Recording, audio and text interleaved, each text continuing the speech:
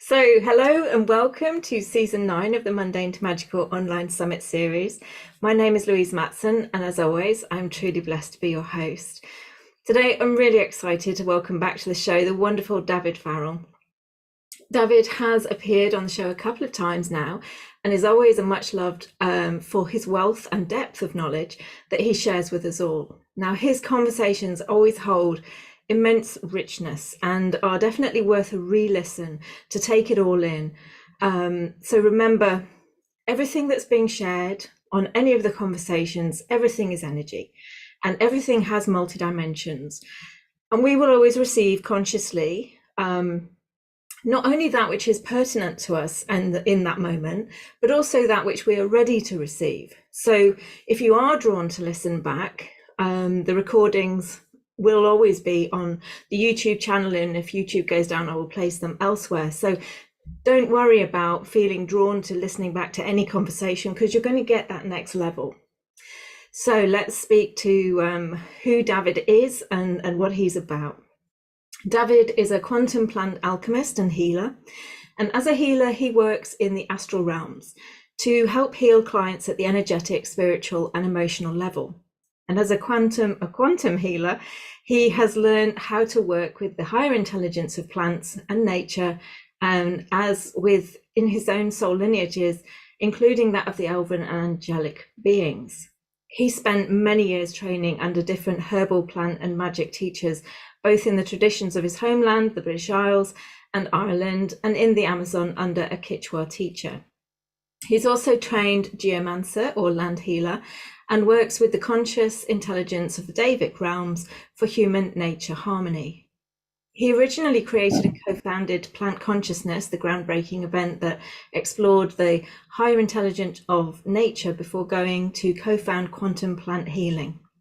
And through the quantum plant healing, a system of global plant immersions were developed that allows people to actively participate and engage in plant diets that enable them to also learn the language of the plants and their healing and wisdom. And I can highly recommend them, having done a number of them myself and worked with the consciousness of various plants over the years.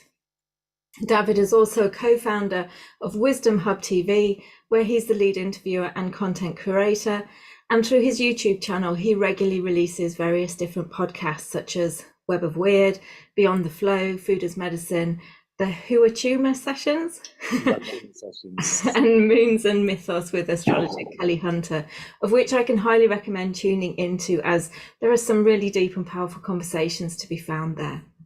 Now, the topic for our conversation today is quantum plant intelligence, the rainbow bridge to 5D consciousness.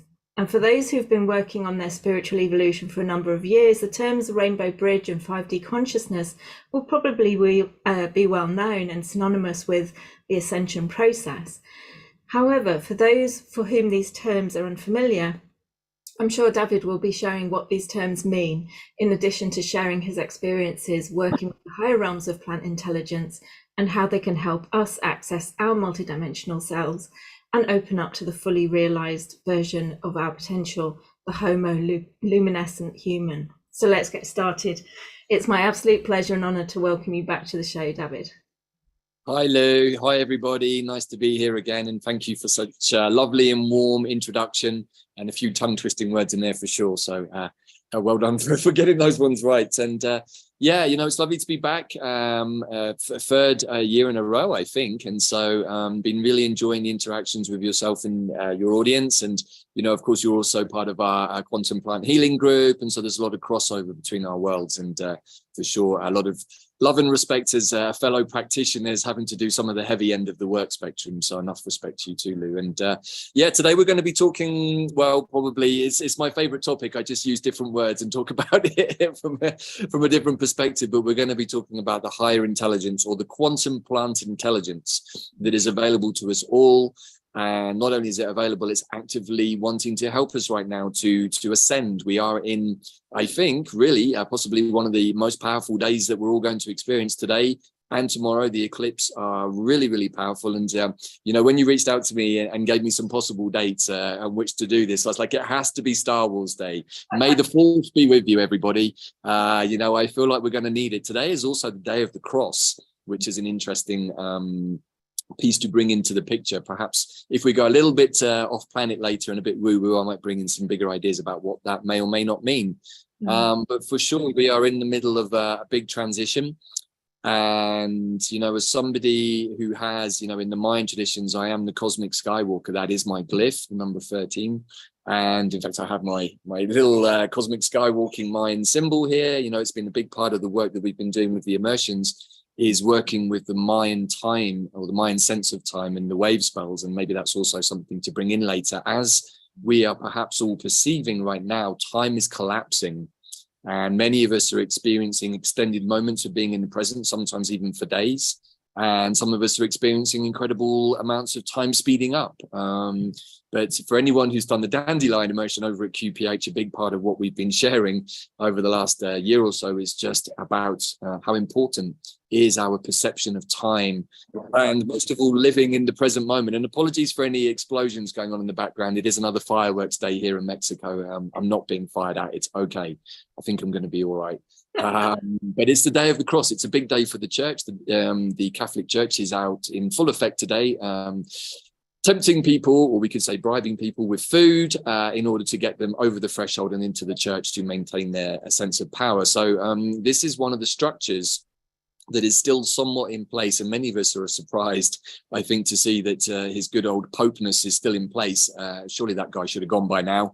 But you know, with the coronation coming up on Saturday, we are at a time when the established orders are very much in the spotlight and need to be, because we all need to start making choices. And I really feel that tomorrow, and even today, really is another big choice point.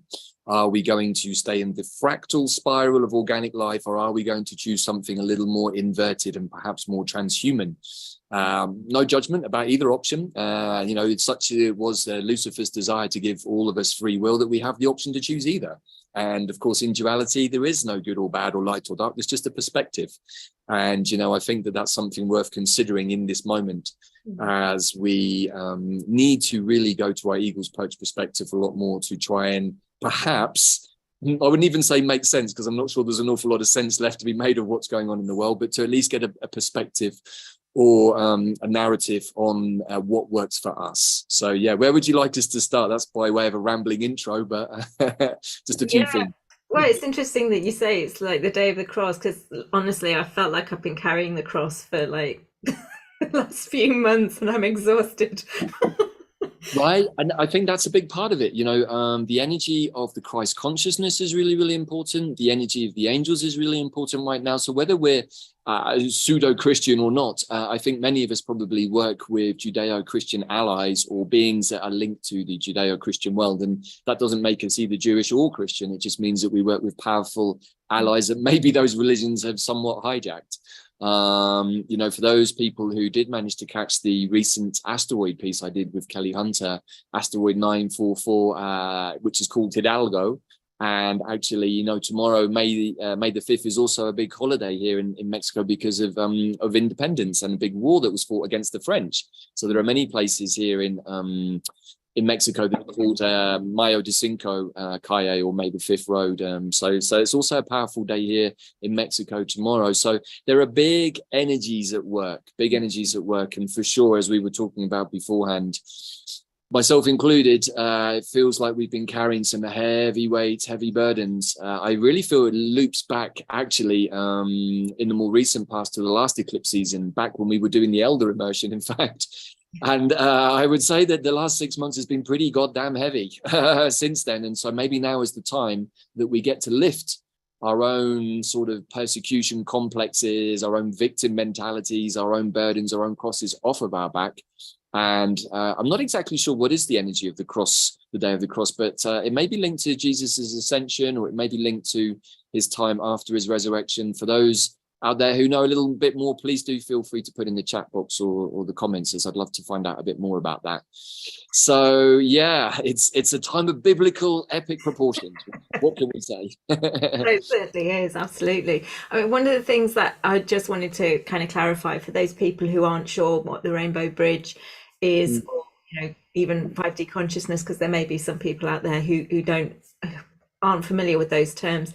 And to be perfectly honest, over the decades, looking back, especially with the Rainbow Bridge term, that's been associated with, you know, the Rainbow Bridge being the bridge you cross into death, you know, as you pass over. But also it's associated with ascension, with that shift in consciousness, that increase in consciousness, which you could argue both are the same, because when we make any shift, whether it's a shift in consciousness, a change in role, it's a death to the old self and, you know, birthing into the new. So I just wondered if you wanted to just, you know, what is your take on, you know, the Rainbow Bridge to 5D consciousness, just for the audience? Okay, so yeah, thank you for giving me those kind of cue-ins there. So first of all, what you said, I think is absolutely correct, Lou. You know, the difference between death and ascension probably is not that much, if anything, in fact, you know. In the Tibetan Buddhist traditions that I learned in, there is, of course, the rainbow body. And when a lama or any person who's of a sort of level of attainment dies, they exit consciously from the body through the different portals or gateways, and we have to collapse our soul force elements down: earth, water, fire, then finally air is the final one which releases. So we're actually undoing the process by which we come in. So we enter the body first with air, then with fire, then with water, and finally with earth, grounding us into the body. So we're undoing the process. If we die unconsciously, chances are we're going to get caught in the Catholic Church machine, or we're going to get soul harvested, or we're going to end up going towards the white light, because that's what everyone tells us to do. In Tibetan Buddhism, we're told, no, don't go to the white light. Don't go there. Whatever you do, don't go to that place. Go to the blue light. Go to the blue light. That's much more fun. So I haven't been to the blue light yet, but I have been to many places, I think, in between on my medicine journeys. And, you know, so let's just talk about the 4D and the 5D, and let's try and get some mapping in here. So people often tend to think of sort of 3D, 4D, 5D. I don't really see it so much like that. I see it more like concentric circles and ripples, with me at the center accessing across all of these circles all at once. I think that's a much more helpful map. And there isn't really a sort of a hierarchical progression. I've heard many people say, hey, once I get to 4D, then I'll be ready to get to 5D. And I'm like, no, it's not really quite like that either. You know, 3D and 4D are intrinsically linked, because the 3D body is the energetic manifestation of our higher impulse concentration. So 5D, 6D and above, that's where we can start to manifest, or we start to form rather, the etheric ideas that we then have to bring down into physicality. But we have to do that through, the planets. First of all, we incarnate down through the planets. And the last one is the moon, as I understand it, as Kelly explained, which makes sense to me. And the moon is where we pick up all of our karma, which is all of the stuff that makes our life both juicy and interesting, but also challenging and joyful. And, you know, when we look at our astrology, and then if we go beyond that, start looking at our stellar nations, our fixed star charts, then we can start to see how the hell we got here and what we're doing here. And, you know, the two great questions I think that all humans should always be asking is, who am I and what am I doing here? And, you know, even those questions, I think, also deserve constant review, particularly the who am I? And so I'm going to explore that a bit later on. So we can say that the third dimension is the very solid matter that we're all experiencing here, that we're avataring into. And this is also another idea I just want to drop in, which is perhaps we are really just avatars, higher dimensional beings projecting down into a spacesuit, an incredible piece of technology here in some incredibly beautiful simulation. And our job is to understand how it is that we can be manifest in the body as multidimensional beings.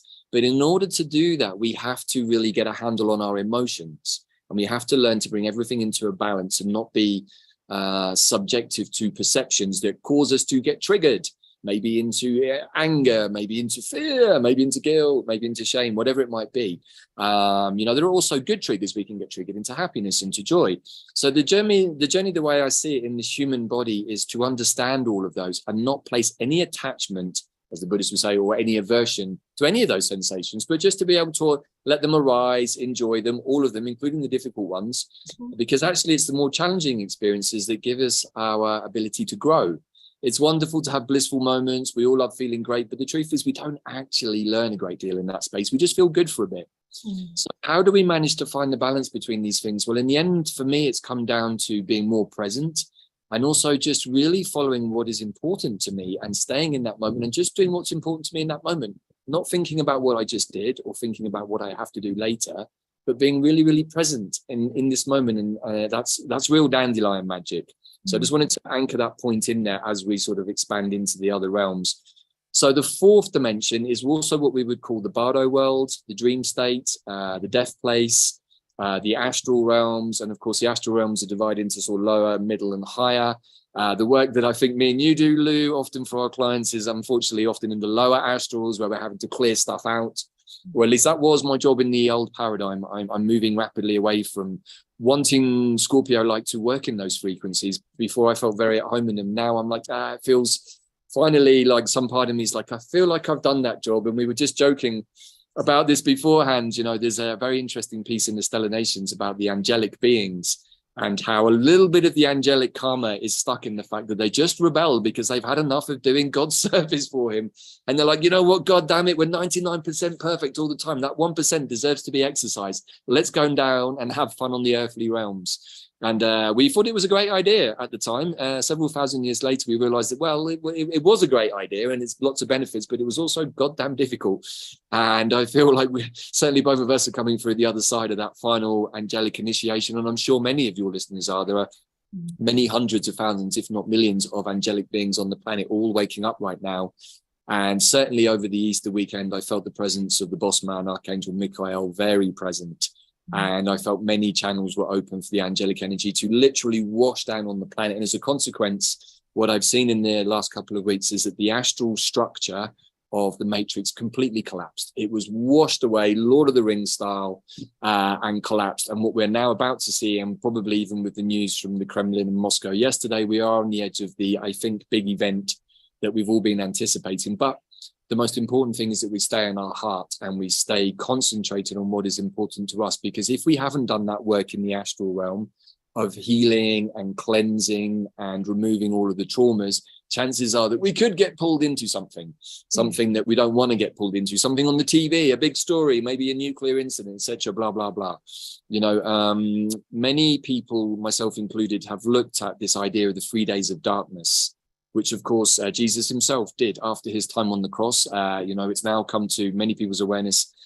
And this is something that I believe that Mary Magdalene actually washed Jesus in many different plants, including our friend wormwood, which I think is super interesting. Very, very cleansing of parasitic energies, also very good for the body, but also very good for opening the third eye. He then goes into a rock-cut tomb, a complete sensory deprivation chamber for basically 3 days, possibly full of soma medicine, some type of ayahuasca medicine or something. And the idea is, and Freddie Silver's written a great book on this that I often recommend. I think it's called Secret Chambers in the Underworld or something like that.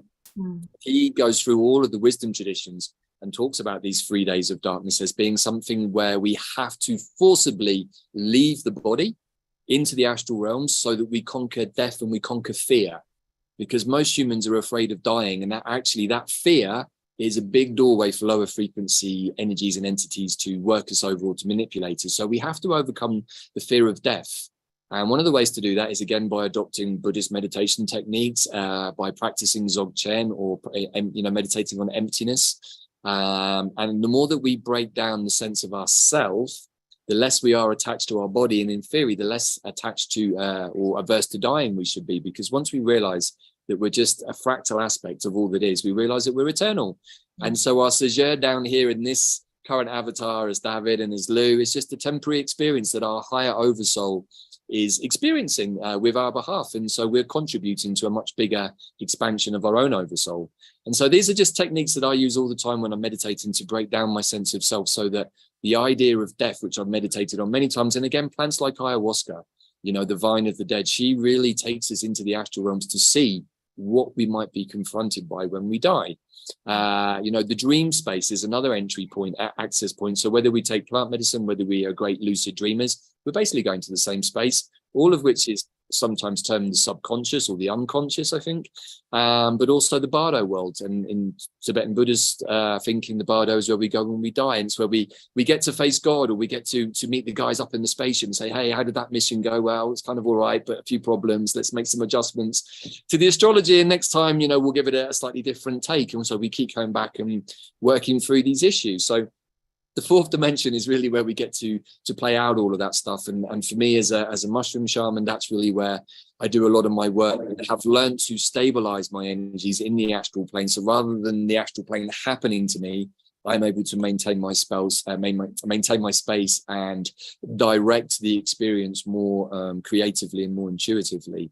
So that's 4D. The 5D is what I would call the non-dual realms, the realm of unconditional love, the eagle's perch that our elder Pam Gregory talks a lot about, and which I also share quite a bit, because that's the place where we rise above duality and we see everything for what it truly is. And that is just a big game. Two sides of the same coin, light and dark, good and bad, solar, lunar. You know, it's the whole thing is a balancing. And the idea is that humans had to go through this balancing. And, you know, I talk about this on a couple of my recent talks. You know, I've been meditating on the idea that Bill Gates is the greatest person on the planet, because he's the one who's overseen all of this dastardly process, which has forced us all to wake up. Is he a good guy? Is he a bad guy? Who knows? But it's a great meditation, because the more that we can see the bad guys as the good guys, the more that we're in true compassion and appreciation and gratitude for everything that's happening to us. And you know, I'd think you'd agree, Lou, that, you know, that most of our teachers, the great teachers, are often the ones who give us the most challenges, right? No, absolutely, absolutely. And it's funny because what I've been shown and what I've been gifted with in terms of the 3D, 4D, 5D is like 3D is kind of when you have absolutely no awareness that there's anything other than this physical landscape that we're existing in, and this body and the roles that I play, and, you know, me as a woman, man, whatever.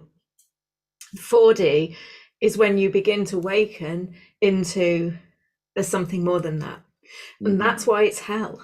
Because when you're in the 3D, when the 3D, you know, that state of unconsciousness is bliss, because that's all you know. Right. It's when you introduce this concept that there's more to that, and therefore, you know, you're on this journey of growth, or however you want to put it. And then, like you say, the 5D is unity consciousness, you know, unconditional love, and there is no duality, and that the duality exists within the 3 and the 4D. But to me, 4D is hell, because as soon as you awaken, there's no going back. You can't go back to sleep. You know, it's like on the Matrix, and he says, plug me back in. Yeah. For us, there is no plugging back in, because you can't unknow what you know. It's right. I remember the very first time I drank ayahuasca medicine, and I had that very profound experience of following day. It's just like, I think I just opened a big door, and I'm not sure that I like what came through that much. Can I shut the door now? And my girl's just like, no, dude, no. The door is open now, and it's going to open even more for you. And I'm just like, oh God, I'm not sure I'm ready for that. You know, and I wasn't actually ready for it at the time. This is nearly a decade ago now, and I was on the run from my stuff for a long time. I went to every medicine ceremony I did for the first 2 or 3 years, absolutely crapping myself, thinking, oh my God, what's going to happen this time? Thinking that everything that was going on for me was everybody else's stuff, hoping to God that it was everybody else's stuff, and then eventually having to admit that it wasn't, it was mine, which was horrible. I had to go to the Amazon in 5 months to find that out. You know, so I totally appreciate what you're saying. You know, the lower astrals can seem like hell whilst we clear our stuff, whilst we meet our demons, whilst we meet our traumas, whilst we meet our karma even. But you know, the higher astrals is where we meet the Devic beings. It's where we meet the Shivas, the Shaktis, the Sekhmets. You know, I've had some incredibly powerful experiences meeting gods and demigod beings in their astral forms, in the higher astrals, and receiving communications, receiving information, you know, and then to transcend even above those levels and to go into the angelic realms on the brief occasions that I've had that sort of experience has just been delightful. And, you know, they're not something you can really hold on to, other than the sense that they compel you to want to ascend more in your levels of consciousness. And so then the natural compulsion then becomes to start clearing out and to, you know, as I say, free the ballast. You know, the idea of the arc, I think, is a very, very powerful one at the moment. And when we look at the astrology, and again, myself and Pam have been saying this for a while, like, let's build the arc from the ground up. Let's make sure that at home, our own sort of visual representation of the arc is you know, it's not going to spring any leaks, that the larder's nicely stocked, make sure that you're prepared. But if we take it back even a step further and put it back to ourselves, this is the real arc. Yeah. And as we're realizing, and as many people are now commentating, some wonderful stuff from different people in the Truther movement, Magenta, Pixie's been channeling some really interesting stuff that she's been doing with Pam. Wonderful conversation with Pam and Heather Ensworth. So many people now tuning into the frequencies which we're operating at, and understanding that the water in our body is a fundamental part of the ascension process. Because lo and behold, as I've shared on a couple of recent talks through a long-winded process, we came to understand that the tap water that we were drinking, well, we weren't drinking, in fact, we were using mineral water here in Mexico, but we realized that that also wasn't good. So it prompted us to do some testing, pick up a water filtration kit and to get a distillation kit.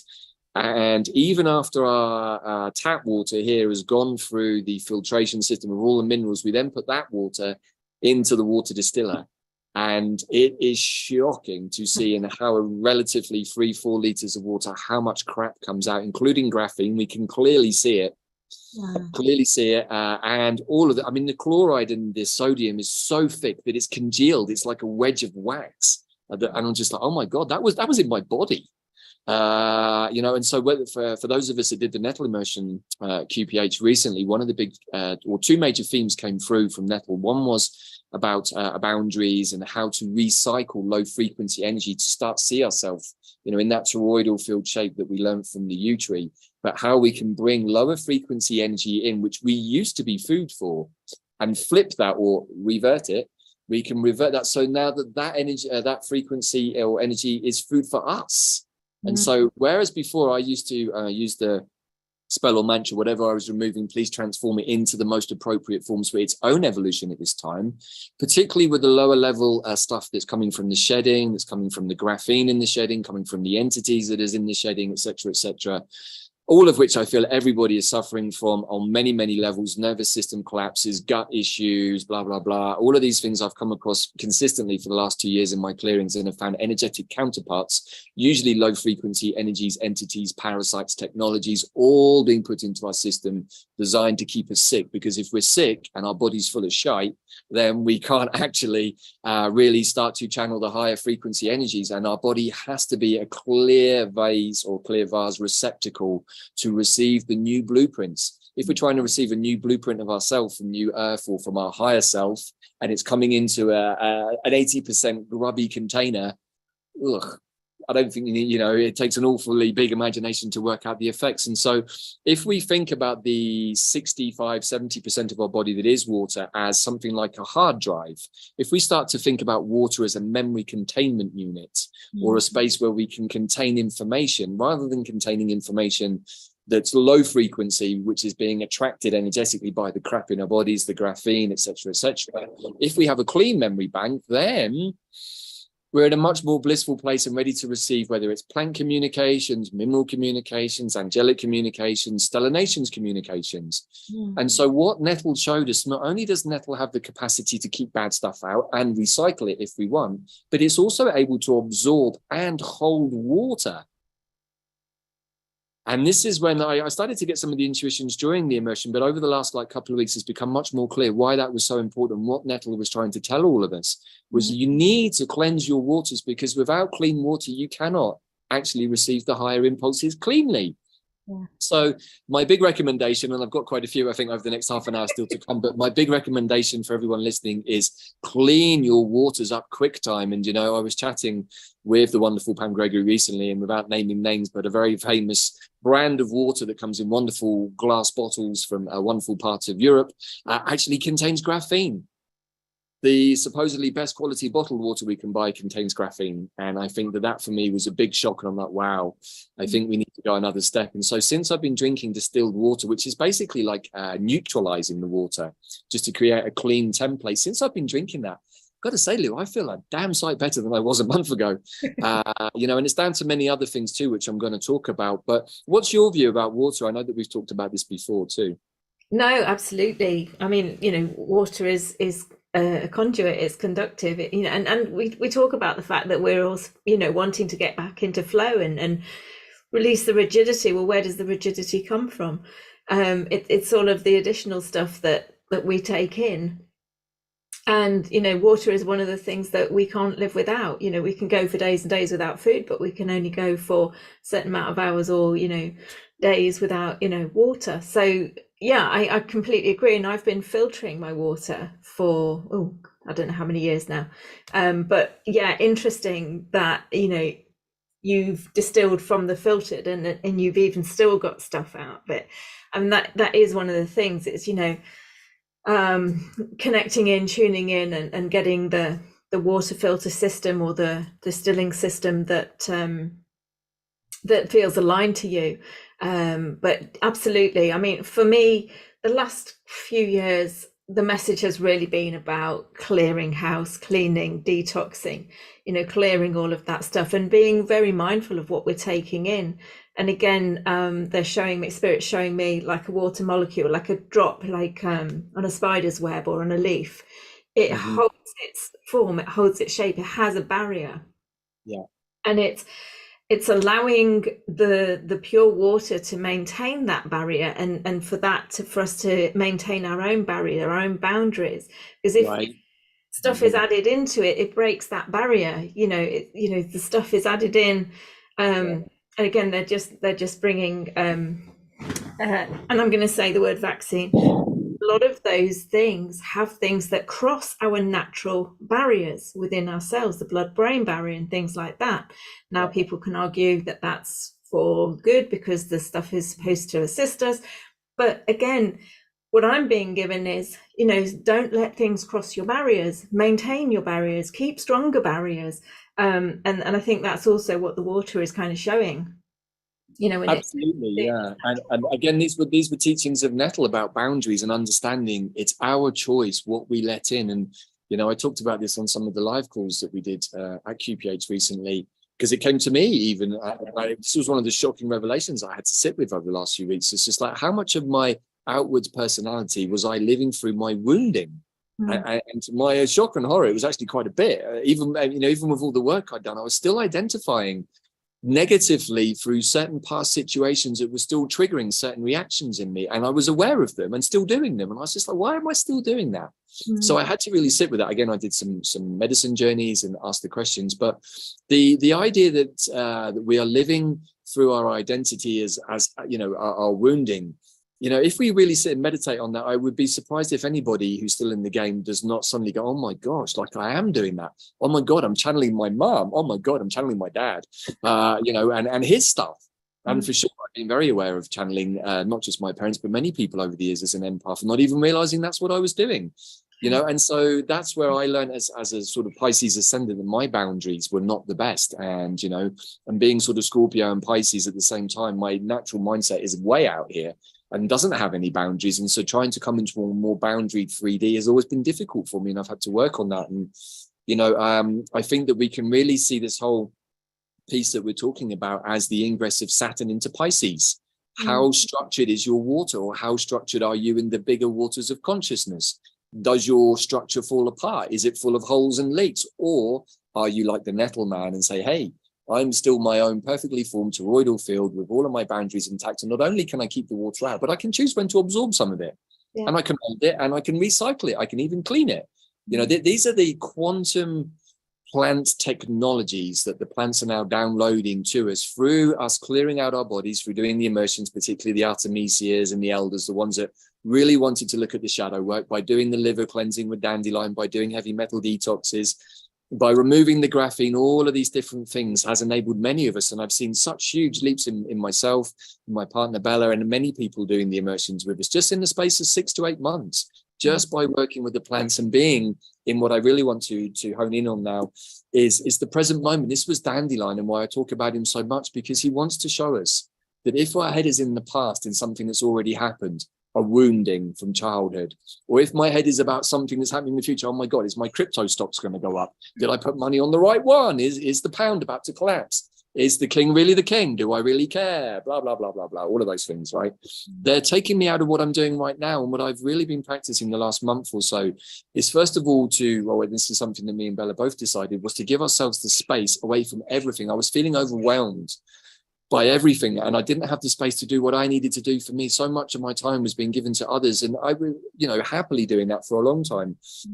But I wasn't giving myself the attention to address these ideas, such as, am I living through my wounding? Who am I really if I remove that part of my personality? Oh my God, do I even have a personality if I remove that? Big thoughts, I had to go and sit in the garden a lot over the last few weeks and sit under some big, powerful trees and say, help, I need some help here, guys. I'm not sure if I'm losing the plot or what the hell's going on. But I think this is the breakdown that we all have to go through. And, particularly with the eclipse tomorrow, with the news in the global peace, it's very clear that we need a shake up. We need a change. We need a near-death experience to shake humanity out of its inertia. because otherwise we're just going to carry on, which is why everyone says, hey, things never change. If you keep using that mantra, things will never change. You know, the more we repeat to ourselves that I'm stuck in this place, I'm still feeling wounded, but what my mum said 30 years ago, or but the fact that my dad grounded me when I went out to a party, you know, in my late teens, if I'm still playing that out, then I'm still attaching energy to it. And so I'm not in the present moment. And so if we can start to love ourselves enough by, first of all, addressing things like the cleanliness of our water, addressing where are we giving energy away, and you'll know there's two in the work that you do, how much of our energy are we giving to others for their own healing, and how much of that should be coming here to me, not because I'm selfish, but because I am centered in myself. I am being self-centered, possibly for the first time in a very, very long time, and I'm reaping the benefits. And now that I feel stronger, after just a few short weeks of looking after myself, I feel much more ready now to go out and actually share the amazing downloads I've received over the last few weeks from the higher realms by sitting and meditating with my higher self. But I had to love myself enough to create space to do that. I had to shut the outside world out and literally go on a 2-week retreat. The only person I spoke to for 2 weeks was Bella. Didn't speak to anybody else. So, you know, this is a big part of where we're at, I think. Yeah, absolutely. I mean, something's coming to mind, a client of mine said as well, and it's all around the language, and so much over the last couple of years has been around the language that is used, what does it actually mean, what do we believe it to mean, and all of that, and how it's being distorted, as everything has been distorted. And again, you know, it's like, you know, it's selfish, self-centered. You know, somebody would consider self-centered as being a negative thing, but actually it's centered within yourself. How, where is the negativity in that? You know, it's like that's where we should all be. That's the first and foremost foundation of existence, is, you know, learning how to be centered in yourself. And Spirit's shown me for years about, you know, selfish, selfless on a continuum, but actually now Spirit's showing me those continuums are joining, and it's all circular, you know, like you were saying, these concentric circles, they're all circular, because, you know, the energies at the extremes of everything have the same frequency, they're the same vibration, but self-full, to quote another friend, but also self-centered, lays in the middle, you know, and recognizing that it's not a bad thing. It's not a bad thing to be centered on yourself. You know, you are the center of this whole universe for you. If you didn't exist in it, no one else would exist in your universe. So and the more you talk about it, the more you think it sounds crazy that we don't do this, right? It seems almost illogical that we've gone so far away from ourselves that to be self-centered is considered to be a bad thing. And it's like, well, if I'm not centered in myself, how on earth can I do anything really constructive for anybody else if I'm not even doing it for me? So because how can I help somebody else do something I don't know how to do for myself? That is, as Spock would say, illogical. You know? And I love to work with logic, even though I'm totally empathic and psychic. I use logic a lot. I say, like, well, this happens and this will probably happen. And that's why I love Conan Doyle and Sherlock Holmes so much, because, you know, his famous saying that I often repeat is like, well, when you're studying the crime scene, even if the evidence that's left at the end is so far out and fantastical, it can't possibly be that. If it's the only thing that's left, it is that. And, you know, the more that we adopt that kind of breaking down of belief and belief systems, the more that we can open ourselves up to be more energetically boundaryless in our imagination. So the more that we do that, the more we're able to hold a lot more possibilities, right? And, you know, I just wanted to loop back to something you were saying, because I haven't answered the question properly. The Rainbow Bridge. Okay, the Rainbow Bridge is often called the Bifrost Bridge in the Norse traditions, and there is a guardian whose name is Heimdall, I think. And if we look at, if anyone goes into like Pinterest or any of these kinds of image search sites and type in the 9 worlds of Yggdrasil, you will always see that from the underworld to the upper worlds, there is the Rainbow Bridge. And it's like we have to pass through the gates of hell first to remember what is important, which is the frequency of love. And I just want to put that out there. If you have a very, very strange or dark experience at all in the coming days or weeks or months, the get out is through the heart. Because if you remember something, if you have anchored true love, unconditional love in your heart, it's going to take you straight to your higher self. This is the Rainbow Bridge. It's right here. And it transcends the 4D and takes us straight to our higher mind perch, where we can go, oh my God, everything looks different from here. Oh my God, I can see why Bill Gates might be the best man on the planet, why Mr. Johnson's actually really quite the comedian, quite the funny guy, turns out. He's, you know, blah, blah, blah. I'm not saying I like those people, by the way, but it's fun to play with these ideas, because every time we meditate in this way, we break down our belief systems. And if we're carrying these strong belief systems of good and bad and right person, wrong person, blah, blah, blah, we're not 5D, I'm afraid to say. We're still very much stuck in the dualistic mind, and that's contained in our monkey mind. And so we want to be able to expand using the rainbow bridge to our higher mind, where we can take that eagle's perch, which of course is the ascended Scorpio. And what is tomorrow? Tomorrow is a full moon eclipse in Scorpio. So everybody, this is a bridge moment. This eclipse season, if you hadn't clocked it already, was a bridge. And for those of us who were on it and were working with the energy and the magic, it's been utterly profound. I think the last 3 weeks has been amongst the most profound in my entire existence in this life. And so the energy is there. New Earth is very much formed. I have now come to understand that many of us, if not all of us beings who are actually human and organic and fractal in this simulation, we've all been creating like crazy the new Earth in the higher realms, ready for us to step into it. But right at this moment of the crossing, even many people are talking about the possibility of there being another planet hidden from us that may or may not be in front of the sun. It could be that the day of the cross, is the crossing of the two planets. Could be Sedna, could be Nibiru, could be Planet X. Who knows? I don't know for sure, but I do know that about 6-7 weeks ago that both myself and Bella woke up the same morning and said, hey, did you ever dream last night about a planet? And the other was like, oh my God, you did too? And it was so clear and it was so close. It was a big goddamn planet right off Earth that was bigger than Earth even, I think. And we've had lots of asteroids passing by. I mean, I think every other day now, NASA's warning of us an asteroid that could hit us. None of that's getting anywhere on the news, by the way. So what is the day of the cross? Well, we could understand that it's a choice point moment. Do we choose to continue on our heart trajectory, crossing the rainbow bridge, perhaps even crossing over the crossing, so that we don't get pulled downstream by another powerful force that would seek to capture us in its own frequencies? Now we can understand that literally, metaphorically, symbolically, etc., but I do want everyone to understand that, at least from where I'm sat, that today and tomorrow, and in fact the next 3 or 4 days, are possibly some of the most powerful. Pam's talked about it a lot. In fact, all of the astrologers, Molly McCord, another one I listen to, who I like a lot, she's also been saying the same. It's now, this is it. And so if you're going to do anything, I think over the next few days, just do things that feel good, do things that you're doing for yourself, do things that make you feel good about yourself. Because if you feel good about yourself, it's much easier to share that frequency with others just by being yourself, right? Absolutely. I mean, the full moons, eclipses, they're always a good time to clear out the cupboards, energetically, etherically, and physically as well.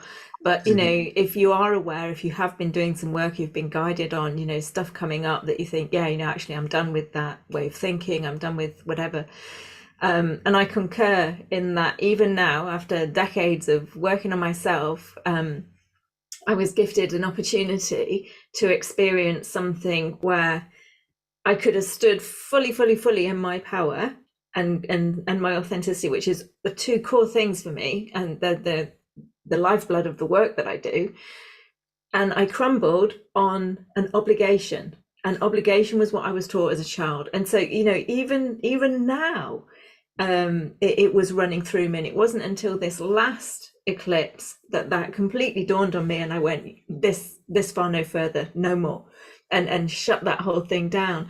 So, it's not about judging ourselves. It's not about beating ourselves with sticks. We're all doing it all the time. It's just recognizing, acknowledging it, and then doing something, action taking, and moving forward in a different direction.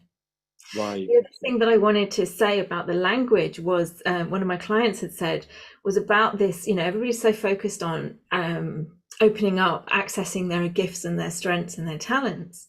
Well, the word gift, it sounds as if you've got to be good to receive it. Right. Yeah, another language problem. Yeah, let that go. Your gifts, your strengths, your talents, it's part of who you are. We are already gifted.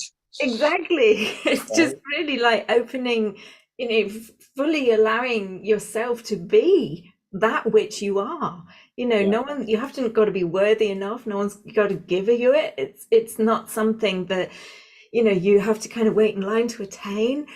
It's you. It's what you came here to be. So just be it. I remember Spirit saying in its Yoda moment with me once, a few months ago, enough with the trying. Stop trying and just be. Just, you know. Be, right. Exactly. You know, you hit on something really important there, which I want to just to expand on, which is obligation.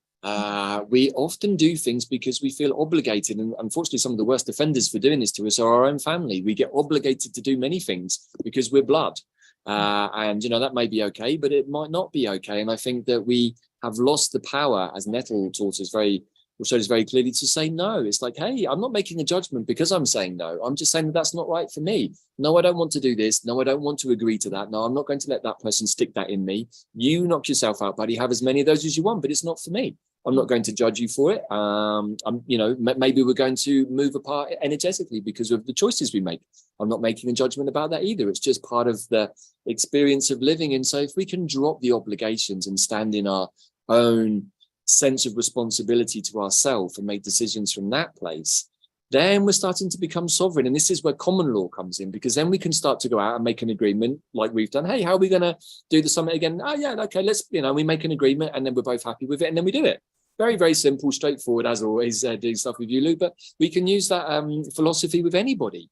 Yeah. Hey, I want to buy some coal. I need 3 bags. How much are you charging? Well, I'm charging $8. I've only got $6. Well, maybe we can do a deal on 7. Okay, great. Let's shake hands on it. Both sides happy? Yeah. All right, cool. You know, just a simple perspective like that. And, you know, I think that we can really use that sort of methodology in all of our thinking about every single action that we do in our life, and, you know, not feel obligated to do stuff. Just kind of do stuff because we want to, or don't do it because we don't want to, you know. So I think that's a really good point you made there.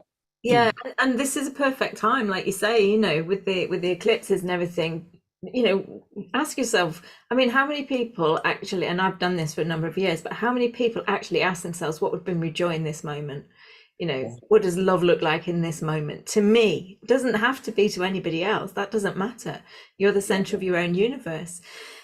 Allowing yourself to be the center. And fulfilling for yourself what joy, what love looks like in that moment. And just practicing it with small things. Doesn't have to be massive, humongous stuff. You know, take baby steps. In fact, some of the easiest steps are the smallest ones, and they can also start the sort of the process of the fractal cycle from unfolding. And I will just share a little bit about that, but I just want to answer a couple of the questions that have come up here because I think they're sort of pertinent. And yeah, you know, Michaela's saying that she's had some very interesting heart connections etherically with some of the leaders, and sometimes the downloads that you can get from those experiences are not always what you expect. Hence my Bill Gates meditation. You know, I'm not saying I've connected to him etherically, but you know, I think that even it doesn't, again, if we're disliking, liking, we're in a place of judgment, which again is not 5D. It's still very 4D. And once, I want to say this, once we go to the place of 5D, then we can re-enter into the 4D, knowing what we're doing, and we can play the game. So I don't like this guy. He's a wrong one. Somehow he's the bad guy. He's the pirate. But I know that he's not. But it suits me to play the game in that way. But we can do that from a place of non-judgment and have fun with it. And I think the more that we have fun with ourselves, of who I am, I try not to take myself too seriously because sometimes I take myself super seriously. And so I have to offset that by being a bit of an idiot sometimes. And, you know, I think that the more that we can use ourselves as a fulcrum through which to view others and say, hey, maybe I'm being a little too hard on that person because I'm being a bit too hard on myself, and see everything as a mirror. So I just wanted to touch on that, but also somebody else mentioned something here. Yeah, you know, getting water from a fountain or a spring is also good. It's also good to double check that water because it may be coming from a field that has runoff with chemicals from a farmer. I used to drink spring water from a spring in Italy, and much to my horror, it also wasn't that clean once I tested it. So we all want to live in a pristine world, and that is, I think, the aspiration that many of us have, that we can just go to a local stream where there's still salmon swimming. We can even catch our breakfast and we can drink the water because it's that clean, because the fish are there and the watercress is growing and blah, blah, blah.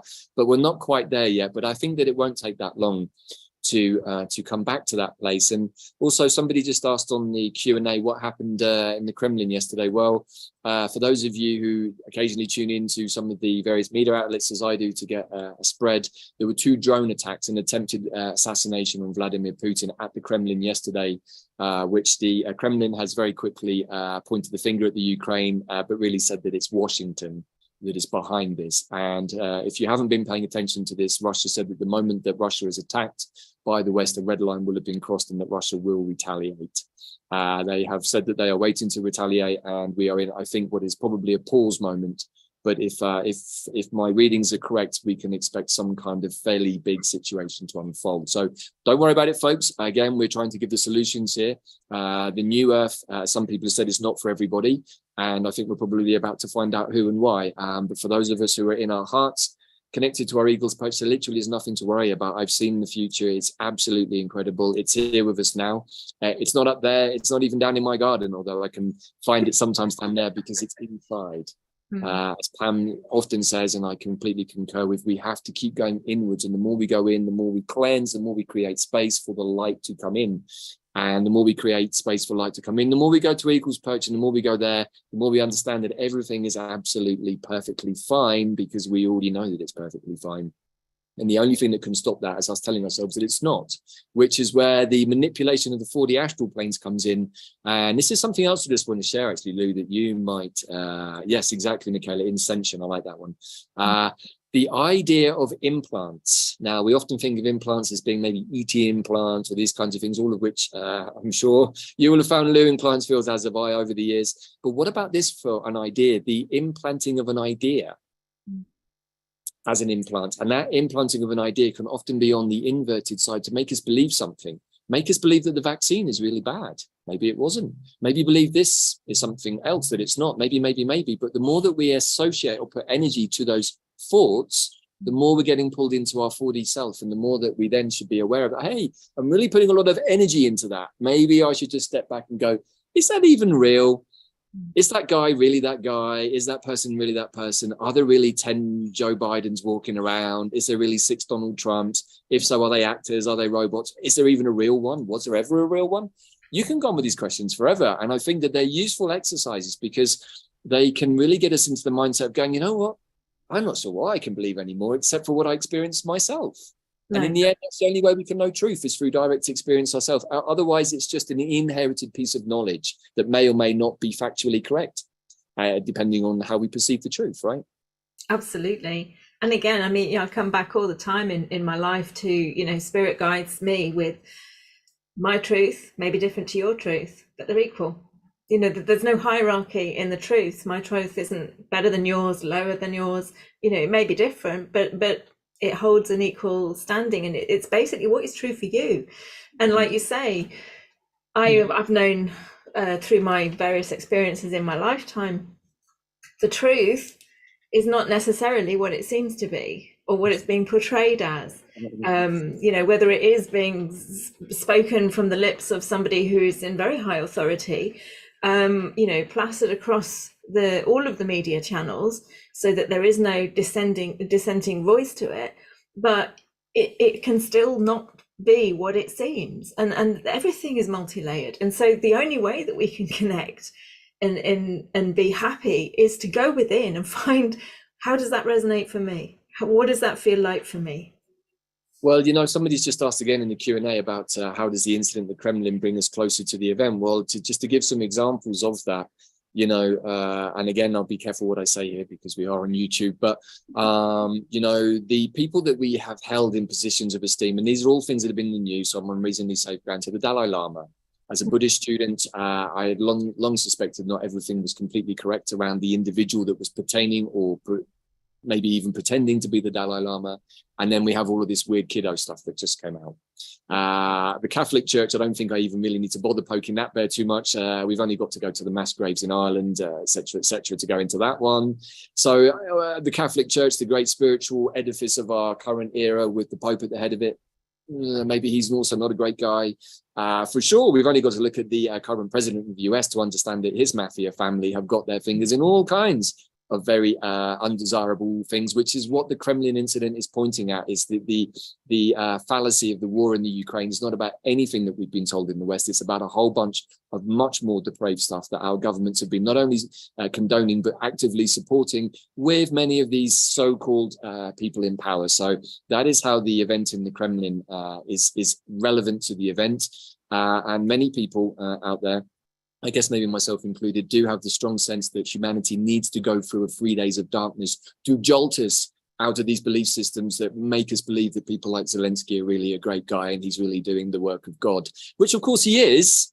in the non-dual perspective, because he's one of the bad guys doing the good stuff. But in the 3D reality that we're all living in, I don't think any of us want to see the continuation of biolabs or child trafficking or any of the stuff that we know is going on, certainly around the Ukraine and many other places, probably Sudan too. And this is a time for a wake up. Whether you believe what I'm saying or not doesn't really matter. This is my truth that I live by because I see it playing out in the energetic realms. I see the effects on clients. I track that energy back and I investigate. I'm super Scorpio, and in the end, I arrive at my own truth. I don't know whether anything's going to happen today or tomorrow. My instincts tell me that this is the moment that collectively humanity has agreed to collapse the old world and make the jump. If not now, when? Everything is geared up right now. We have the Pluto squaring the nodes in Scorpio and Taurus. We have a full moon Scorpio eclipse. We have death and rebirth galore. We have the revealing of the past, of the secrets of the rich and famous, where their money came from. How did they make it? Medications that aren't good for us. It's all there, guys and girls. This is it. You know, and you can see from the look on my face, I'm super excited about all of it. I'm not worried at all, you know, and maybe that's because I've spent 10 years doing my inner work and I feel somewhat comfortable that if there's still anything left to throw at me, that I've already survived it. But you know what? With the energies of the moment, with this full moon eclipse in Scorpio, it's very likely that if you haven't done your shadow work, it is going to come up for you. Not because somebody out there has got it in for you, but because your higher self wants you to clear it out. So that you can start to ascend. This eclipse is a jump point mentally, for sure. What's going to happen in the 3D, I'm not sure, but the Rainbow Bridge is fully active.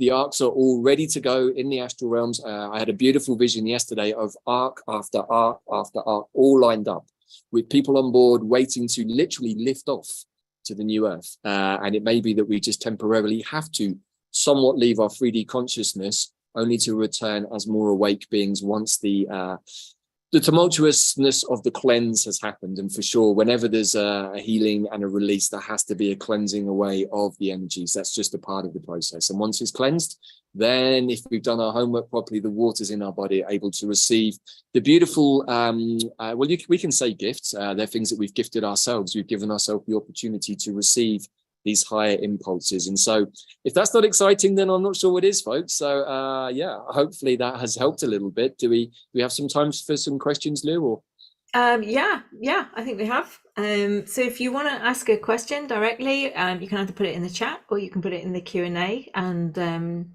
we will weave those into the conversation. I mean, I just want to say from my personal experience from my childhood, my father was in the Air Force.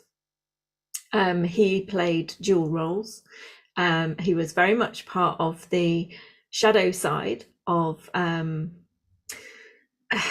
what we know to be truth. And so I had from a very young age, I had a very strong and deep awareness of there are always two sides to things that were being shown, and a deep skepticism built in.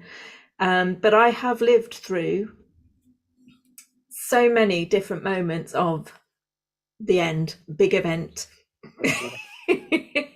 and known that, you know, I mean, these are literally from my childhood. My knowing was that my dad was going to go in the bunker with Maggie Thatcher at the time, and we were going to fry on the surface. That was my knowing as a child. That's how I lived that part of my life. Yes, I have Scorpio as my ascendant. So Scorpio rising, we had this conversation before, because only a life could be lived like that properly by a Scorpio person, because that's totally everything that we're talking about. It's the seen, the unseen, it's the, you know, the two worlds, it's the sort of the two truths. Both are completely true, right? You know, and you've lived that life, and that's so Scorpio. So I mean, you know, basically what I'm saying is I get the eagle's perch view. You know, it's and really it's the best place to be, to view it all, because you can sit there and you can watch it all unfolding, and it's not, as it were, attacking you. It's not shifting you from that perch. It's not destroying you inside. You're not getting drawn into any one aspect. And the biggest thing for me is not being afraid of dying, not having fear around death. I mean, I did a 3-day webinar about a year or so ago, which was basically befriending death.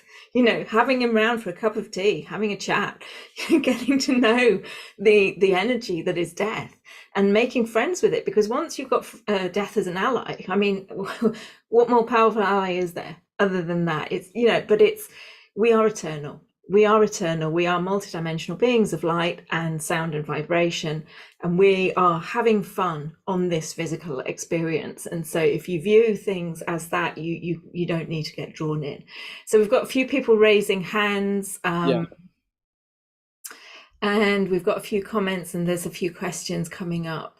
So I'm just I got a couple here that I can respond to firstly that I can see. So Michaelia, yeah, for sure, the solar flares are making a big difference. That's been going on. There was a couple of big ones yesterday. Again, there's lots of far out stuff out there, which I'm not sure that I necessarily completely concur with, but I do put into my awareness. And one of them is the possibility that the second planet may be moved in front of the sun for a blackout. So if we do have an internet blackout situation, that could be it. And again, I just want to share with everybody, I hold a lot of possibilities open in my awareness, so that whichever one happens, I'm somewhat prepared for it without necessarily being attached to any of it. And that's the beauty of what you were just talking about, Lou, that 5D perspective, which is like, well, hell, I know this sort of has to play out because the astrology says so. But I have the luxury of having the front row seat with a beer in one hand, box of popcorn on the other side, sitting back and watching, as Pam says, the whole thing unravel in front of me with incredible actors like Mr. Johnson clowning around center stage. And I find the whole thing highly amusing. I used to find it deeply irritating and triggering. Now I just find it mostly amusing. So I think I've made some progress. Susan is saying it has been said that Planet X will be closest to us the first quarter of 2024. Again, Susan, yeah, maybe. I'm just throwing some things into the mix as they've come to me in visions, and sometimes visions and the sort of prophetic ideas are not always necessarily bound in the same time space continuum that we're in right now. I do think it's interesting that we've got this eclipse tomorrow and that today is the day of the cross. It's being celebrated all over Mexico here. Somebody said it's Day of Remembrance in Holland. And also what's interesting, just to look back to the Kremlin thing, is that May the 9th is the day that the Russians celebrate the removal of Nazi Germany. And again, if we're following the piece about the Ukraine and about Nazism, we'll understand that all of this, everything that has happened is very, very dandelion wormwood-esque. It's all very, very precise in the moment that it needs to happen to draw our attentions to certain things. And if you haven't got that part of the game yet, a lot of what we're being shown on the TV now is just about pointing. The whole game is done. The story is basically written. We're just getting to watch it now. So again, the Eagles Perch Perspectives gives us that ability to say, hey, I know this is already a done deal, or what I'm seeing is a TV show. Let me just enjoy it and see how does it affect everybody else without getting pulled into it. And I'm just going to follow up on Susan's comments here too. So Planet X, Planet Nibiru, Sedna, another planet altogether, the remains of Tiamat or Maldek, who knows? For sure, I have the sense that there is another planet we cannot see right now, very close to us, hidden, cloaked, with other extraterrestrial life forms on. They've been making life very difficult. The equinox was meant to be a jump point, but we got hijacked. But thankfully, the light had already seen a way around it, and so we used the eclipses instead. So a lot of big games, a lot of big chess moves have been going on in the astral realms throughout all of this, but particularly over the last few weeks, both sides have been playing a game of brinkmanship on the chessboard, and we're down to the last few pieces, and it really is checkmate time. And it may even be that we end up with some sort of energetic stalemate, because that's duality when we have to choose ourselves. So again, just playing fast and loose with some ideas here. Susan, and you've written quite a bit here, so let me just track through. I think it's all relating to the event that has basically been spoken about. The event is the event, everybody. It can come in many forms, and I think as long as we have the idea that there is an event in the mix, which is actually also being worked with by the energies of the light and the higher forces for our own benefit, then we can't go too badly wrong. It's if we allow ourselves to get pulled into a place of fear, or, oh my God, I'm going to run out of food, or I might not have enough toilet roll to get through the next week, or whatever other panic buying triggers you have. And we got tested on all of that in Britain during 2020. It was so obvious what they were doing. Let's just push a few buttons and tell you that things are going to run out. What happens? Oh my God, every supermarket in Britain ran out of toilet roll within 24 hours. That's the mindset of humans in the face of Armageddon. We're obviously shitting ourselves big time, and so we need a lot of toilet roll to get through it all. I would suggest maybe buying lentils and pulses is a better long-term investment than toilet roll, because you can always go to the toilet in the garden, but food is a little more hard to come by. So I'm just joking around with this, everybody, but the big event is part of the end. It's part of Ragnarok. And again, if you study these traditions, these wisdom traditions, there's always this process. And I think the most valuable thing to think about is our arcs, our body, our home, and whether they're watertight, whether they're fully stocked, whether we're in good shape. And if the water levels metaphorically literally do rise, are we going to bob up gently, easily? Or are we going to go, oh shit, I should have plugged that hole the other week when it was in my awareness and I just left it. And now it's leaking 10 to the gallon and I'm sinking.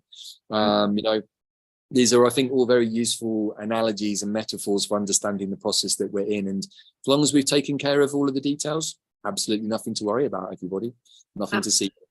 I mean, one of the other things that's coming through, just to share from my personal experience again, when I was with my partner, and I was leaving a very, very well paid, very stable job. I'd worked very hard to get to this point. I had authority. I had everything that most people would say that they were looking for. And I was going to walk away from it without anything, without a pension, without any financial handout or anything. And my partner was really worried about my lack of pension and everything moving forward. And at the same moment, in exactly the same moment, I think Trump was chatting with Kim Jong-un, or wasn't, anyway, North Korea guy, and he was like convinced that we were going to be in World War III and the world was going to blow up because of that conversation. And I'm like, well, you can't worry about both, surely. Either we're going to blow up or I'm going to live without a pension. You know, I mean, look where you put your energies into. And for me, it was hilarious, but it's really all about perspective, and it's about where you're standing. Because honest to goodness, I know so many things that the majority of people out there who are aware of what the TV is telling us have happened in my lifetime that we've never been aware of. Yeah. So it's where are we putting our energies? Because a lot of them have happened and haven't impacted, or as a lot of them haven't happened that we thought would happen. So, you know, we can go through this cycle, this washing machine of turmoil, or we can just kind of, you know, take that 10,000 step back and go, okay, where's the popcorn? Where's my favorite beverage? Wine, or you know, or whatever you choose, folks. We don't have to be too tight on the alcoholic beverage of choice. But you know, I think this is a really important point, and I saw this on another call this morning, or another sort of piece somebody else was putting out about pensions and retirement funds, and how attached many people are to these things. It's like, well, I have to say, from my point of view, I made a decision as a teenager. So there ain't going to be no pension for me. There ain't going to be no retirement fund. Not because I don't want to have that later in my life, but by the time we get to that point, those things are not going to exist. And I knew that as a teenager back in the early 90s. And so I've been living with that truth ever since, until this place never owned my own house. I couldn't even begin to afford it. And, you know, in Britain, there was a whole section of society that is literally sort of waiting for its pension plans. Hey, I paid into this. It's mine. It's mine. It's like, well, actually, none of it was ever any of ours in the first place. And, you know, again, that attachment to money is what's going to get people into bad shape. Because if you are attached to the money that you've been stockpiling, and that's the biggest thing and most important thing to you, you're going to find it very difficult to let go of, and you're likely to go down with the boat, holding on to that money, sinking like a stone with that money, you know. So I just want to make that point, not because I don't want anyone to have their pension plans or some sort of nest egg, because that's not true, but just to make everybody aware that when we've got those deep-rooted attachments, hey, I've been working my whole life for my retirement. Oh my God, I'm 6 months into it and I've got cancer and I've got 6 months to live. That happens to so many people because they're so busy thinking about retirement, they were never paying attention to themselves for 40 odd years. And probably the cancer was knocking on the door for a long time before it manifests. But as we know, when we go into a place of rest, even for just a few days on a holiday at Christmas, the body goes, oh, it's time for healing. Let's get into it. Oh my God, you've not been looking after yourself for 40 years. Oh my God, you've got like cancer spreading through your body like wildfire. Why didn't you do something? I was too busy thinking about my pension plan. Oh shit, well, you're not going to be able to spend it now, buddy. So what do you do about that? So I'm playing again a little bit fast and loose with these ideas because I want to make the point that when we place our emphasis on stockpiling these things, we're not placing emphasis on ourselves again. We think we are, but we're like 40 years in the future. And for those of us who are in the sort of 90s generation, we're not going to see any pension plan. So no point hanging our hat on that one, because who's going to pay for it? The Bank of England that's bankrupt, who's been printing money for the last 30 years. Those guys didn't have any money either. Imagine that. So the money that they've been giving us was never their money to give us. And besides, if we follow the whole matchstick man philosophy, it was never their money in the first place. They were going to some other place to get money that also didn't exist for them, to give us some money that actually is ours in the first place. So you know what? The more you go around, the more crazy it is, and the more you have to go, you know what, I don't actually know about anything anymore. And maybe I should just let go of all of it and make my life simple and just do what I enjoy doing every second of every day. And that's it. It's, I mean, you know, again, will we have money in the future? Will we not have money in the future? At this point, nobody knows. And it's not being attached to anything and just letting go of it all. You know, I mean, for me, it is really that, you know, it is what it is. It will be what it will be. And I trust in my universal self that, you know, I personally, in my journey, didn't come here to have a completely and utterly crap experience. I've had challenges, you know, it's not been a breeze, but I didn't come here to kind of, you know, land in a pile of poo at the end. So, you know, it's basically, I have my own back. And as long as I'm connected to my heart and I'm following my guidance and I'm taking action in alignment with my truth, I've got myself covered. So whatever transpires, you know, I'm going to be okay. And maybe that's the dragon energy in May. Maybe that is because I've always been a channel, but that has held me through all of the challenging times. And that's what's enabled me to have that 10,000 foot view and let go of all of these what if maybes. Because we can play in that pool if we want to, and that can be our life experience. And I have no judgment on any of that, but exactly. That's not the life experience that I want. So, you know, I connect into my heart, I receive the messages. And I know Linda said, any suggestions on how to translate all the non-verbal downloads coming through, because she's been receiving lots to pass on to others. From my perspective, if you're receiving a download that's to be passed on to someone else, you will know, and you will have it in a format that you can pass it on. Because as a channel, that, you know, I know when I receive something that is for me, and I know when I receive something that I am to share, because I'll get something, I'll put myself in front of a video and it'll be bleh. Right. And I have no attachment to what it is. Yeah, you made some wonderful points there, Luke. I just wanted to amplify again. Anchors, having those 10,000 foot, 1,000-yard stare, eagle's perch anchors is what's got through me many difficult moments, even in the last few weeks. It's just like, I know that can't be true.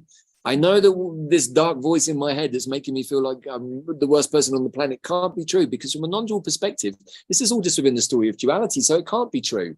And I've had to use that get out clause so many times when heavy energies have been on me for a variety of reasons. You know, doing the work that we do, we often get accosted by the opposing forces. It's just part of what comes at us. The more that we do the cleanup work, the more we hold the light, the more we have to deal with the dark.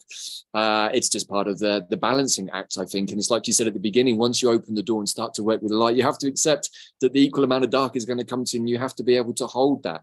And that's why I made no distinction between light and dark. You know, the yin and yang symbol is a perfect representation of everything we need to know, really. And so what you're talking about, Lou, is so important, having those anchor points into the heart connection, into that, like, I know that can't be true. Why would my higher self stitch me up that badly unless there was an appropriate reason for it? Which is where the use of most appropriate dandelion technology comes in. You know, I'm always calling in the most appropriate outcome for myself, the most appropriate evolution for the energy that I'm releasing. In that way, first of all, I can't karmically make any mistakes. But like, for example, when I used to organize retreats, please bring the most appropriate people to this retreat, hopefully with the most appropriate numbers for abundance and everything else that's needed in all directions. And in that way, then I would just let go of it. So if 5 people turned up, okay, great. Only 5 people were meant to turn up. If 50 people turn up, great. Only 50 people were meant to turn up. And so Dandelion was always like, there's no stress when you do things this way. If you're chasing numbers, chasing finances, chasing money, then you're blocking the flow of abundance that could give you even more than you actually are asking for. And so I learned a long time ago working with Dandelion to be very in the moment and always ask for the most appropriate of outcomes. Because in that way, I can't be disappointed. Whatever happens is absolutely divinely perfect in every single given moment. And I can only be super grateful and happy about that. So again, for those of you who are maybe not in those more present moment types of moments, definitely get on board with some dandelion essence. This guy is one of the major architects of 5D consciousness. And of course, I've talked about dandelion many times, and you can find more about dandelion over at Quantum Plant Healing. So I just wanted to add something to Linda's piece too. You know what? It's a great question. It's one that I have a lot of difficulty with. I receive lots of non-verbal downloads, most days, in fact, particularly when I'm with the plants, and I don't always have the language to be able to express it. I've got a lot better thanks to doing videos with people like Pam. She really helped me be more succinct in how I express myself, but also artwork. Time is art. Art is time. And I think that, something that we've got into recently is the art of the surrealist period from the 30s, and understanding that many of the people who were painting surrealist art were having similar experiences to what many of us are having now. And there was an interesting loop in time that goes back to that period between the two world wars, interestingly enough. People like Breton and Farrell and these kinds of artists, Graham Hounslow, very interested in astral projection and dreams. And so I think that if we want to try and express what comes to us in the non-verbal realms, the imaginal realms, artwork is a great way of showing that. And we can see that in all of our ancestors, whether it's the Elven artwork of Tolkien, very much the artwork, or the what I would call the inner architecture of the other world looks very Elven, looks very Tolkien-esque. Or, you see the artwork of the Aztecas or the Mayan people when we go into the astral space or the other world space here in these lands. Those are the kinds of beings we meet. So often the architecture that surrounds us is an inner projection of experiences that our soul has in other dimensions. So I like artwork. Poetry is also good. And even just journaling, different words. It doesn't have to be coherent sentences. It can just be expression. Sometimes I get a piece of paper and just write and draw on it, just as a way of trying to get some sort of anchor point down. If I want to try and hold on to something that's come as a download, I try to anchor it with either a single idea, or I do a mind map or something for myself. And you're right, Lou, if a channel piece is for somebody else, you're probably going to know that it's for somebody else. Yeah, I think that's a good point to talk about the special offers that you're offering. So you're generously offering some discounts on the plant immersions that have already taken place. I would highly recommend going and have a look at them. I've done a number of them, and I've worked with a number of the plants over the years anyway, outside of the plant immersions. But when you do something like a plant immersion, you are immersing yourself in that energy to be open to kind of really fully connect and receive the messages. So the first special offer is 40% off the nettle immersion. That is one of the recent immersions. And it's only available for 13 days during the time of the Mayan human wave spell. So I just wanted you to speak a little bit about the Mayan wave spells, so that people because you do work very strongly with that now with these plant immersions, and this particular offer is only available during that time. So today is actually the last day of a 13-day wave spell. Myself, and especially my partner Bella, who I learned most of this from over the last year or so, works with the Mayan calendar, which is working on a 1320 rather than a 1260 time space. And what we come to understand is that when we work with the Mayan sense of time, it's very, very fluid, because it's really operating out of the present moment and doesn't have this other overlay, much more Sumerian, possibly even Babylonian kind of matrix construction that keeps us locked into a 7-day week, etc., etc., etc. And so when we work with the Mayan calendar, it's organized through a series of 13-day wave spells. There's also 1 day at a time, which is interesting, but it's, I think, 265 days, 260 years, 260 days, sorry, rather than 365. And so we start to slip into or move into a different way of viewing time. Now, within the wave spells, each one has its own denomination. Every day of the year is denominated by a glyph or a tone or an energy. So when we're working, so the one that we are finishing today was the wave spell of the magnetic storm. Tomorrow is the beginning, interestingly, on the air eclipse, which is often another interesting point of how Mayan time and astrology often are very, very tied into key days.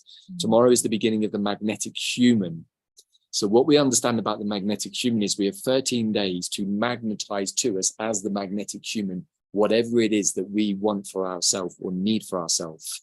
The previous two, I'm just going to backtrack to give an idea of how we've been working with it. So the magnetic storm was about bringing the energy, the fire, the electrical charge to the plans that we've made. The one before that we were working with was the White World Bridger, which is why we took 2 weeks off. We went inside, went in and world bridged ourselves across from 3D into 5D. So we've already technically made the jump. In fact, I would say some of us have been making the jump intermittently for the last few years, being able to have some sense of 5D. 4D is fairly easy to access most of the time. We just have to put our attention there.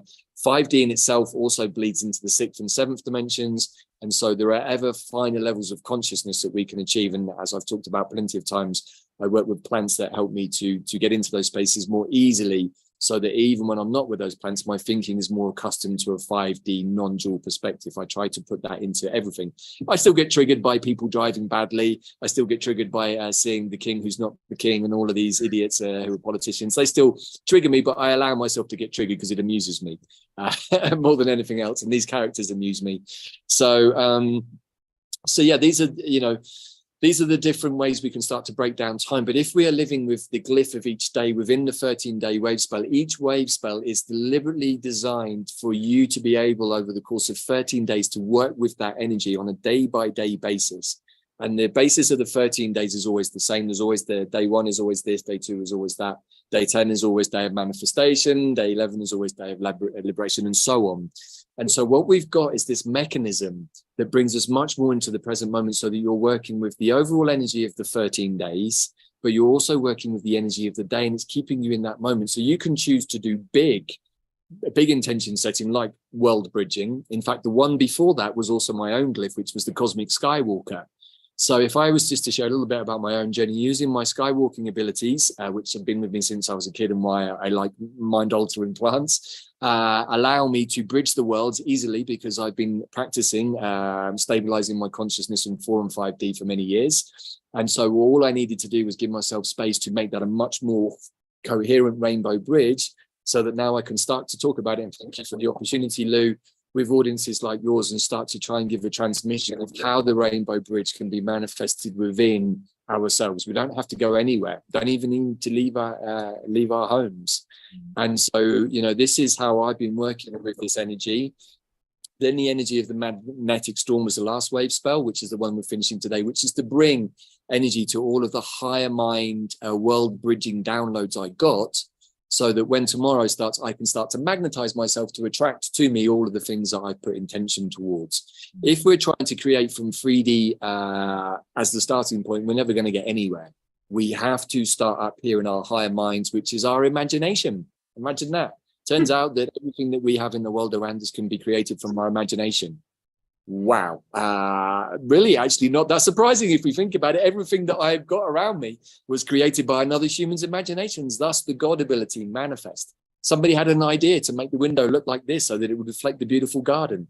It wasn't me, but somebody else had that godlike plan and said, hey, that would be really cool if we did it like that. 3 weeks later, this window was manifested, I imagine, and so was the rest of the house. And, if we can start to adopt that philosophy in everything that we do, whether we're making food, man, I've been enjoying making food so much this last 4 weeks. Why? Because I wasn't seeing this as a chore that I had to squeeze in between doing other work. And suddenly I was making the focus of my time for an hour and a half. And I got back into the kitchen and I remembered how much I love cooking. So all the food that I've been making has been tasting amazing. It's coming out really good because I'm taking time over it, preparing each one, thinking about what I'm doing, not thinking about anything else. As a consequence, I feel so much stronger and healthier. The piece we talked about, the water, took time out to start doing the distillation process. It's a little bit of a routine, but now that we've got into it, we're like, wow, we're feeling so much better. So imagination, imaging, see exactly, Michaela, that's the way that it is. And as long as we can take the time out, formulate those dreams for ourselves with the anchor points we have in our heart, without all of the muddy waters and TV and everything else that's trying to pull attention away from us, then we can do exactly that. We can go in and intend what we need for ourselves. Absolutely. Yeah. So, these special offers that Davyd is sharing with this audience is on the free gifts page with the discount code. If you feel aligned to joining the nettle immersion, which is the 40% off, or he does a bundle, which is 25% off the 5 immersions, and that's dandelion, Artemisias, elder, yarrow, arrow, and yew, and nettle. yew. Yeah, so just to say, I just want to add something which perhaps makes this more pertinent. So the wave spells, the dandelion was the first immersion that was given to us as a template, and it was run on a slightly different mechanism because dandelion wanted to show us how the template would work. Then we moved into the Artemisias and we started to fuse more coherently the astrology with the plant medicine. So I just want to also say that the immersions are really a combination of quantum plant intelligence, astrology, and Mayan magic. And from the Artemisias onwards, the arrow was a little bit different because that was a mini immersion, but particularly the Artemisias, elder, yew, and nettle were all run using these very, very powerful containers of 13 days with a series of transmissions. And as you've done them, Lou, you know yourself how powerful they are. And it's not because I'm saying that. I worked with some very, very amazing people who are also able to channel the plants super well. Many of them I do shows with on YouTube, and, you know, working with the astrology with Kelly has just been mind-blowing to see how when we tune into the container the astrology gives us, then we bring in a plant that fits with that astrology, and then we decide to work with even more intent on a 13-day wave spell. I think that basically we're showing ourselves that we can be a god or goddess, and that we can create whatever we want, whether it's for dreaming, whether it's for healing, for manifesting. You know, these combos are very, very powerful. And so, yeah, we wanted to give a special discount on the nettle immersion because I think it's really, really useful. The dandelion, the Artemisias, the elder, the yarrow, and the yew came in a sequence that doesn't have to be done in order, but actually there is a reason why they did them in those order. And if you follow the whole package through, then you will understand why. And so we put together a bundle package that originally was just the first few, and then we added nettle on top. So the nettle immersion is now added into that new bundle package, which is already heavily discounted, and now we're giving another 25%, mainly, Lou, because we just want people to receive the energy of the plant so that it can shift them. The plants are like, hey, we just want to make things as simple as possible.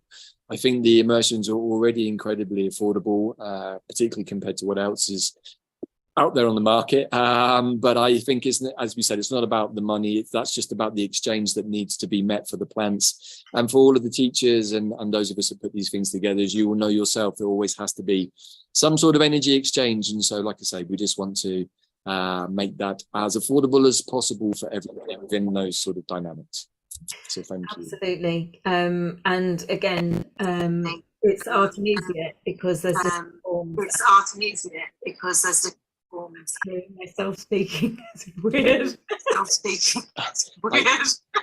Yeah, we had some reverb on the call I did yesterday, so hopefully you can hear me okay. So you were saying about the Artemisias? Sorry, Lou, I didn't quite catch that. Just in terms of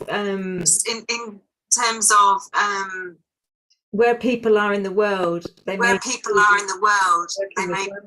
be working with their own local. Yeah, I just wanted that. In fact, that's a wonderful point. You know, one of the things that we share during the immersions is, particularly with the Artemisias, it's a family of 400 different species. And so we had over 100 and something people taking part on that immersion. So we were able to invoke the 100th person effect, which was actually even included an earthquake live on one of the calls. You get to see my whole house shaking, an earthquake that we had here only 2 hours away from us. But it was at the moment that we were holding some incredibly powerful space to create dragon lines, green dragon lines with the Artemisias. And so we were working with the wormwoods, the mugworts, the sagebrushes. But that's actually a part of the immersion template, is that you, the person going for the immersion, has to go out and source your own medicine by foraging, by making an essence, or by choosing the supplier that you get it from. But what was really beautiful during the Artemisia immersion, and again, these immersions were sort of containers that you can enter into as a time capsule that still absolutely hold their resonance. The space is being held by the plants themselves. But the Artemisias just brought forth so many stories of people putting the intention, I'd like to meet the most appropriate Artemisia for me. And then the medicine of the plants appearing.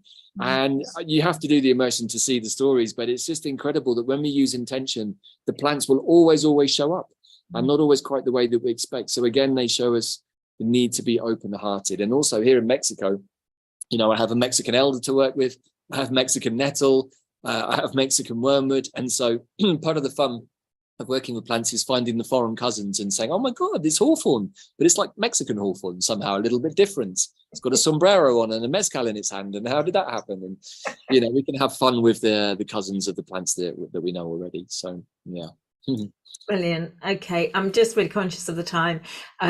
Yeah, we've been speaking for an hour and a half, and so I think we're going to bring the conversation to a close, unless there's anything that is bursting that you feel you want to share that we haven't already shared. I think that I've covered everything from my side and more besides. I want to thank everybody for tuning in and giving an hour and a half of their very precious time to listening to me and to you, and hopefully shared something useful. And please, if you want to find out more about plants, do check out quantumplанthealing.com or any of my videos on my YouTube channel. So thank you, Lou, again for the invite. I always love our conversations. No worries. All of Davyd's contact information can be found on the daily emails that go out and on the replay email that will be going out shortly, and also underneath the YouTube video, as long as YouTube allows this conversation to remain in the space, and also on SoundCloud as well. Apparently I now sound like I'm on helium. Okay, it's all good. Just bringing in the light and joy for you all. But thank you. Keep it empty, keep it humorous, and just keep laughing, even if it's at yourself all day long, because you know it's really quite a trick to be able to keep yourself amused at your own expense. Absolutely. But thank you everybody for joining us, who's managed to join us live, whether you caught the whole thing, whether you jumped in at different points. The replay will be available as soon as this show is finished, and thankfully it was able to be live streamed, so it will be immediately available on YouTube. I have another live call tomorrow, so if you are able, I would love to have you join me again with the wonderful Maria Fells, karmic astrologer, and she will be looking at transforming violence into self-love. We've all experienced different forms of violence, some directed at ourselves, and I will hold my hand up to many different forms of violence, but it's all about transforming everything into love and coming back into our hearts, which is again what this conversation has been about too. So looking forward to sharing that conversation with you all, and then I'll be speaking on Saturday, which will be the last live call of this season. It's been short and sweet this time, just purely because I have been processing some very physical experiences over the last few months. It is what it is, but it's always perfect. So thank you so much, Davyd, and look forward to you joining us again, seeing where we are in time and space at that point. And thank you to everybody. So from me to you all, much love. Ciao. Thank you, everybody. Stay safe. Have fun.